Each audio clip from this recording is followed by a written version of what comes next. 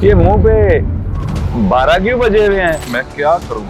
बेईमानी का काम ईमानदारी से करना होगा।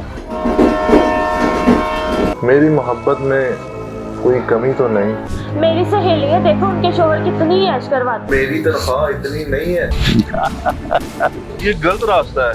तुम्हारे पास बहुत पैसा आ जाएगा, अनाया भी खुश हो जाएगी। तुम तो हमेशा पैसों का ही सुनाते रहते हो, मेरे लिए इतना नहीं कर सकते तुम। तू भी खुश, मैं भी खुश और अनाया भी खुश। मैंने अपना पुराना काम छोड़कर नया काम शुरू किया है। तुम्हें गिरफ्तारी देनी होगी। तुम्हें खुश देखना मेरी सबसे बड़ी गलती थी। और बीबी तेरा शोहर मुजरिम है।